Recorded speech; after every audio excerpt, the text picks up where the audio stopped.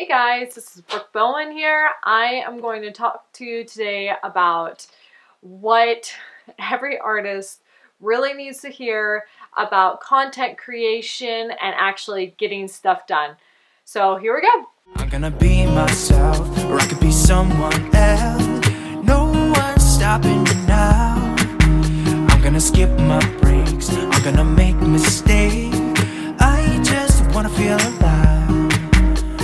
It's just what I do when I'm out, so today I'm talking about creating content and actually putting your work out there.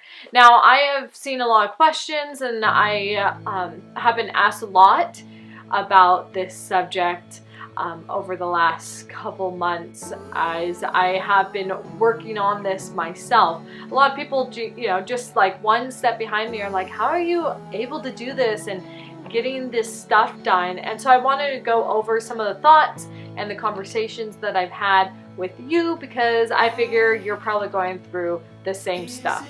So on social media, we have a special term that we call content. This is just the things that we do that we share on our social media. Now, as artists, we're pretty lucky because we're constantly making content ourselves. The key here is just getting a camera and recording that content as you're making it, after you make it, and actually posting it on social media. Now, a lot of the issues that hold us back from being able to post this content is more issues that we create ourselves. We create barriers for ourselves for us to overcome. And even I do this. Even now, I am constantly creating new barriers for myself to overcome, which sounds absolutely ridiculous. Now, some of them that I've had, and I'm sure a lot of you have had too, are things like, well, I don't have enough time, I don't have a studio space for me to do my artwork in, I don't have the right camera, I don't have the right lighting, all these little excuses that prevent us from actually doing anything. And those excuses are just ways so when we fail, we have something to fall back on, that we're safe even if we fail. Now, the truth is that we do have to constantly fail. If we want to be able to get better at anything, we have to constantly fail, because how are we going to know if we're doing something in the right direction, if we're being good at it, or if we're being bad at it, if we don't constantly fail, but by putting ourselves out there? Now, those who succeed aren't those who just only fail. It's those who put themselves out there willing to fail and then picking themselves back up again and actually seeing what they want to fix, how they want to go, how they're going to get better through those failures. And part of that, I think naturally we don't want to fail, which is a good thing, because when we fail, we try to fix it. The next time we try to fix that problem that we encounter, that's awesome. But sometimes that fear of failure is what holds us back. If we just do it, then the next time it will just get better and better, because we're recognizing what we're doing and where we're failing, where it's not as good, where we can get better. But you can't do that if you don't put yourself out there. You can sit back in your studio all day and be like, well, I'm judging someone else's video, or you're like even liking someone else's video of them doing artwork, and you're like, well, I could do that if I have this and this and this. But honestly, you have no idea, because you haven't actually done that. You haven't actually set it up and made the effort to create something, create a video of your own artwork and be able to see where you get tripped up, because the way you get tripped up is going to be a lot different than the way that someone else gets tripped up.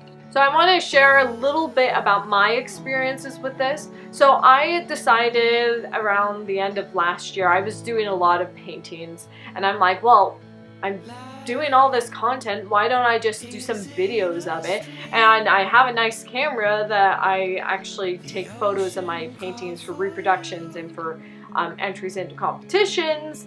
And why don't I just use that to make some time lapses?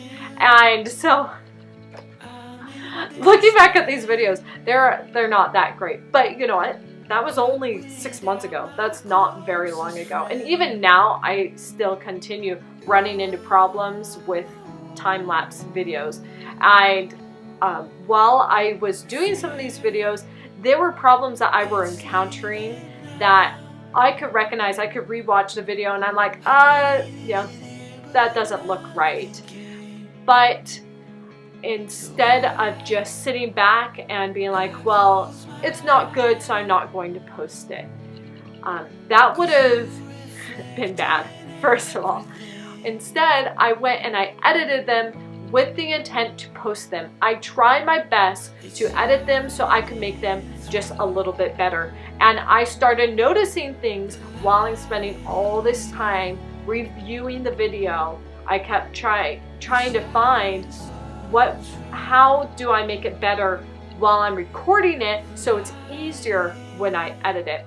And so like things like when the sun is changing, you know, having to stop, readjust the settings, especially in winter time in Utah. It's like we have clouds, we have sunny days, you know, and it's like it's constantly changing within one day. And I was really struggling with like all of a sudden my painting's overexposed or underexposed. And so I've been learning how to use different types of settings on my camera, because every single time I go to edit a video and post it online, yeah, it's not perfect. It sometimes looks really terrible, but now I know what to look for at the beginning versus just noticing it at the end and then just abandoning it completely. So even with art, you're going to get better at drawing and painting if you just keep making bad pictures and you keep failing at it and then you start succeeding at it. And this is the same with our social media content. Put a bunch of bad content out there. Just do it. Get it over with. Figure out where all the bad content is coming from and why you're taking pictures certain ways, or how can you make the pictures so they look better. The way that you look at a picture on your camera or on your computer is going to be a lot different than the way you look on your phone, or how it looks together like in your Instagram grid. You won't actually know. And a lot of people, you know, they'll do like, you know, private profiles or things like that so they can make sure they're not putting ugly pictures up on their Instagram. But I'm like, screw it, just put the ugly pictures up there.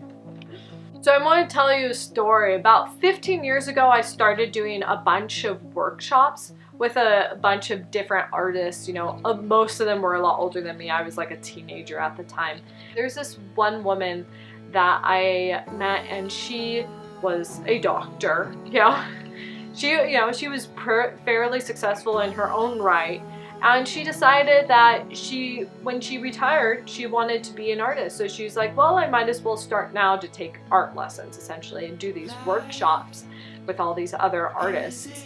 And she wasn't that great. You know, when I first met her, she wasn't that great of an artist, but she showed up. She showed up at every single workshop, and she worked her rear off. She painted more than I did, or probably almost any other artist who was at that workshop, at those workshops. She just worked so hard. And I went to these workshops for like 4 or 5 years, and like she just got better and got better and got better. And it wasn't just because she was painting a lot. It was because she was putting her artwork out there. You could tell that when she did a piece that she loved, you knew it. You knew it by the look on her face, the way she talked about it, and she could put it up next to the teacher's artwork and she would love hers more, because she loved being able to create. And she could tell that hers wasn't perfect.